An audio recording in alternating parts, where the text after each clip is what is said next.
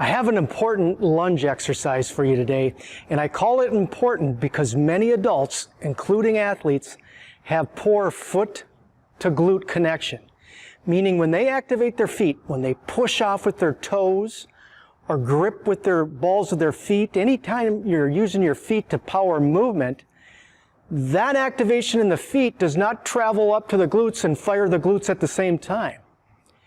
If you don't have that foot-to-glute activation, your body is leaking power. It's like a short in the circuit, okay? And it not only makes you weaker, but I've seen that fixing that issue can resolve pain throughout the whole body. Basically, the foot-to-glute connection can be the root cause of ankle, knee, hip, lower back, upper back. I've seen it even, be the root cause of shoulder issues, where when we fix that connection, the pain goes away. So in this exercise, with this lunge, it's not only going to test your glutes to see if you have that foot-to-glute activation, but it's also going to correct it if it's weak. Let's take a look. One of my favorite exercises to train springboard feet and foot-to-glute activation is this lunge I'm going to show you right now. We're going to start with the proper setup. And this is important. Don't just throw your leg back like people do to get in a lunge. What I want you to do is get your feet so they're hip width, not shoulder width too wide, and not narrow like you're walking on a tightrope, okay? Have them about hip width right there. And then when I go to put this one leg backwards to get in a lunge, I am going to keep that distance hip width. So many people, when they go to bring the back leg back, they end up putting it straight behind the front foot. Now they're like walking on a railroad track. No, no, no. We want to keep the feet hip width. So what I like to do is be hip width. Go ahead and go down so you can look behind you and put that foot directly behind you. Like that. Straighten that back leg and then come back up. Don't be in a low position at first. Be a little higher in the lunge. Okay? So from a side view, it looks like this. My feet are facing forwards. I don't want my feet cockeyed or turning off to one side. I'm high in the lunge, and this back leg is straight. It's not bent at the knee. I want that straight. Now, when I'm in this high lunge position, I want to work on my posture. I don't want to bend over, arch my back, any of that kind of thing. I want to suspend the head. Think the hand of God is coming through the clouds, grabbing you by the hair, and pulling you up, tugging your head a little higher. He's tugging, and you relax underneath of that tug. So we got a force going up and a force going down because you're relaxing down off of that suspended head. Don't cock the chin, okay? Now the other thing when you're in this position, head is suspended. I'm in a high lunge. I have a wide chest, wide back. I don't hunch. One of the greatest posture exercises you can do is this lunge. The better you get at lunging, the better your posture. It's just the way it works, okay? So we have a nice head up, suspended up, relaxed down off of that posture, wide chest, wide back. Don't arch the back. I'm right here. All right, I'm in a high lunge. My head's suspended. My chest and back is wide. My back leg is straight. First thing I'm going to do to activate my springboard feet to see if I got foot-to-glute connection is I'm going to work this front leg. We'll get to the back leg later, but we're going to work the front leg first. What I'm going to do is I'm going to grip with my toes and pull myself lower. Pulling lower. Most people when they lunge, what they do is they just let gravity take them down and they put the brakes on with their quads. We're not doing that. We're controlling gravity. We're going to grip with our feet.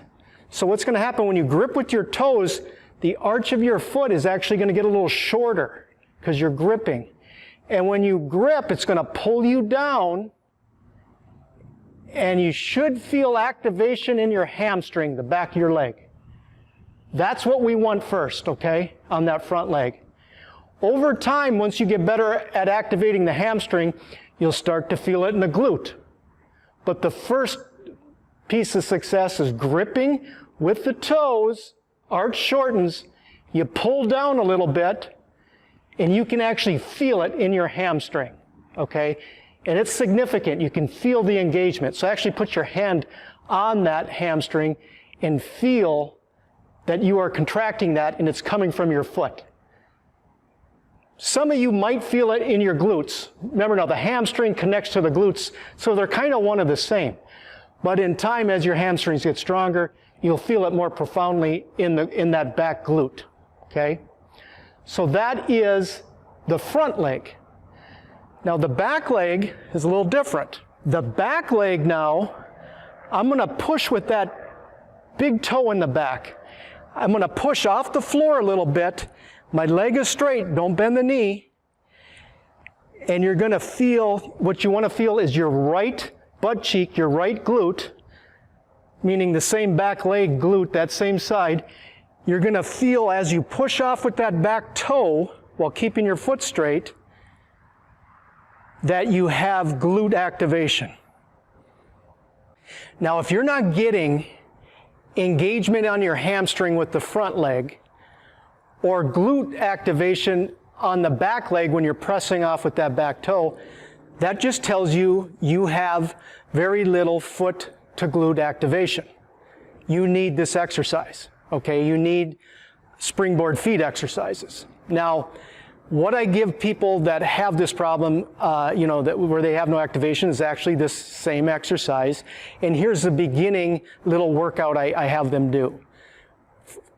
Choose what leg you want to go first. I'm going to use my left leg first. I'm going to go ahead, get in good position. Feet are straight ahead, they're hip width.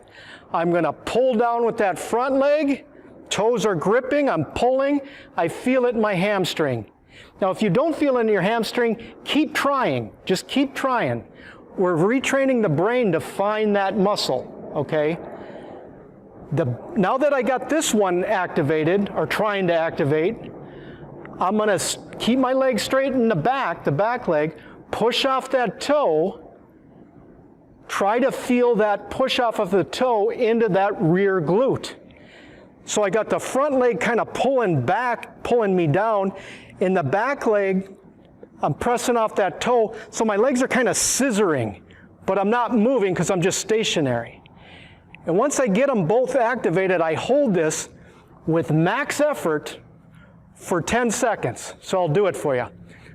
I'm doing max effort, pulling with that front foot with my toes and pushing off with that back toe to get this activation. And once I get done with 10 seconds, I relax, I come up, shake it off, and then I do the same thing on the other side.